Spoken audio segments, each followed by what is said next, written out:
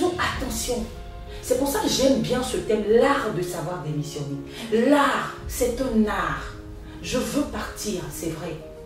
Et parce que j'ai été une pierre essentielle dans la construction de cette entreprise-là, c'est clair que mon départ va affecter plus d'un. Et donc, à partir de ce moment-là, je dois utiliser la manière. Je dois utiliser un savoir-faire. Et même quand le patron ne sera pas tout à fait content, toi, sois en paix avec toi. Quitter son emploi peut être une source d'appréhension. Le message est très clair. Il faut savoir partir. Mais comment partir sans se brouiller avec ses patrons et ses collègues? Avec la coach Nadia Eounou, on vous dit tout ce qu'il faut savoir pour un départ en douceur. Cette émission se déroulera en 2 parties, exceptionnellement, pour nous permettre de cerner tous les contours de ce sujet. Merci et bienvenue sur Alerte Info News.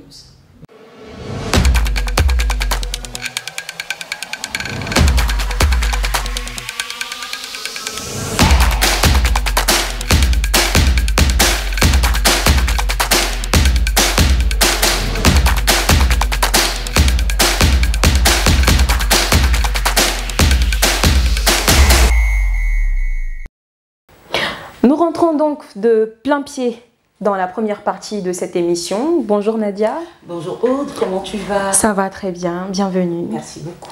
Alors tout de suite, quelles sont les dispositions préalables à prendre avant de démissionner?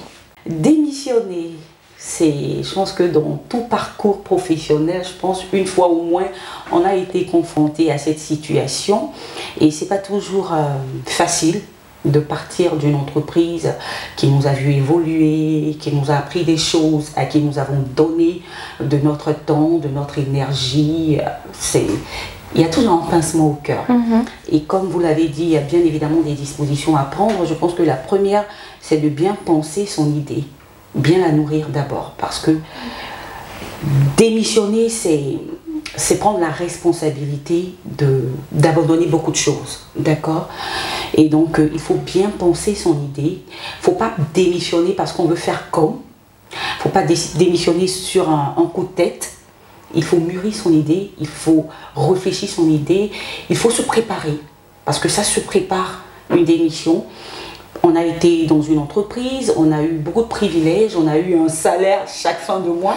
Et du jour au lendemain, se retrouver en train de partir, c'est clair qu'il y aura quand même un manque à gagner quelque part. Donc tout ça se prépare. Quand je vais, qu'est-ce que je fais? Est-ce que j'ai pris le temps de faire des économies? Est-ce que j'ai pris le temps de penser à autre chose?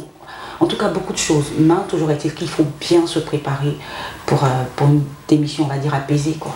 Alors, quel est le bon moment pour démissionner? Après s'être bien préparé, il faut également penser à quand même cette entreprise-là qui nous a reçus. D'accord? On veut partir, c'est vrai, il ne faut pas être égoïste. Il faut être quand même humain et te dire, est-ce que là maintenant, si je pars du jour au lendemain, l'entreprise peut continuer à survivre sans moi?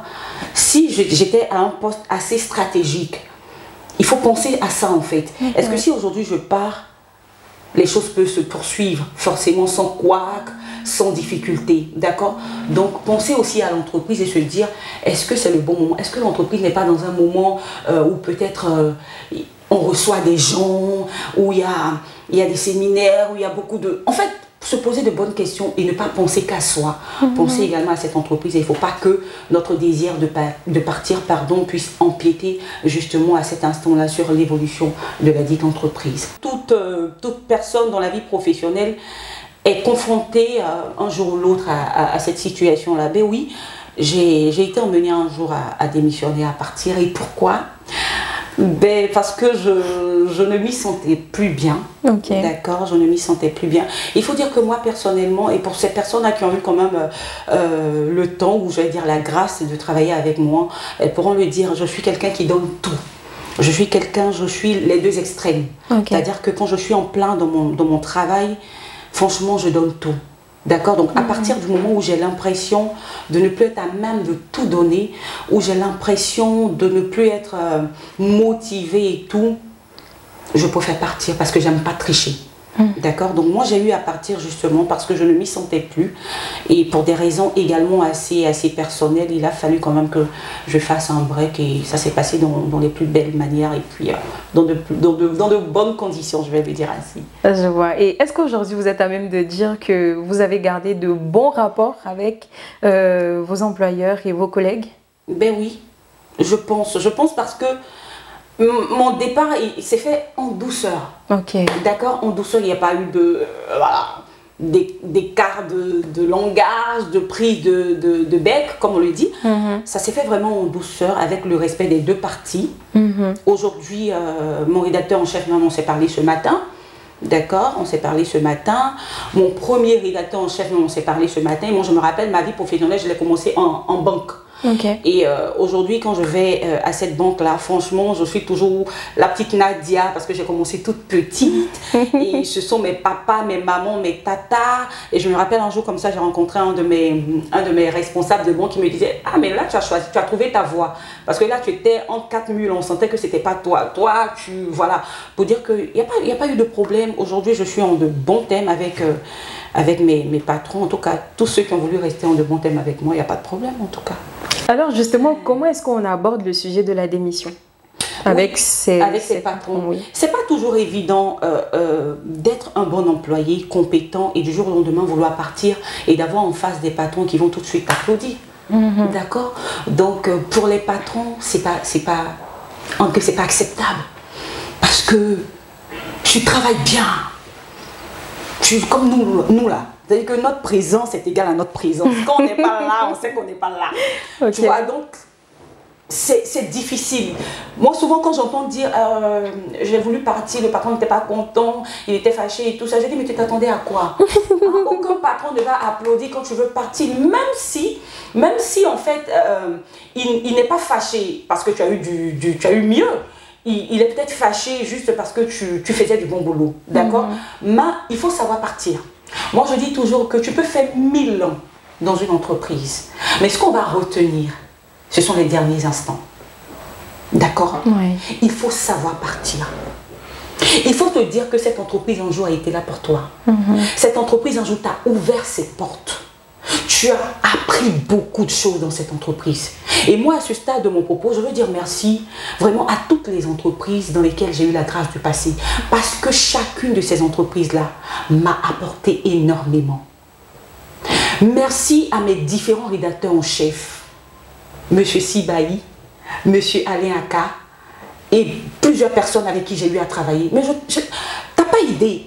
Tu arrives, tu te dis tu as certaines connaissances, mais tu te rends compte que tu ne connais pas tout. Et qu'il y a des personnes qui ont mis de leur énergie, de leur temps, qui ont mis de tout pour te coacher. Donc, à cause de ces personnes-là, même quand tu veux partir et que pour une situation ou pour une autre, et qu'il y a des choses qui ne te conviennent plus, il faut utiliser la manière. Il faut utiliser la bonne manière. Parce que ce qu'on ne sait pas, c'est que tout nous rattrape. Tout à fait. Le karma, comme on dit. Tout nous rattrape. Et la vie professionnelle est faite de telle sorte que dans les médias, par exemple, on se connaît tous. Dans les médias, on se connaît tous. D'accord? Donc, quand tu pars, par exemple, le patron d'Alerte Info, c'est M. David Lyon. Quand tu pars de chez M. David Lyon, il faut te dire que tu peux arriver dans un autre lieu où le patron qui est là-bas sera meilleur ami à M. David Lyon en fait. Okay. Donc c'est vrai que tu n'es plus à Alerte Info, mais c'est un peu un processus, c'est un peu une continuité. Donc il faut faire très attention à comment tu es parti d'ici. Quand on travaille dans une entreprise, on aspire à un mieux-être. Tout à fait.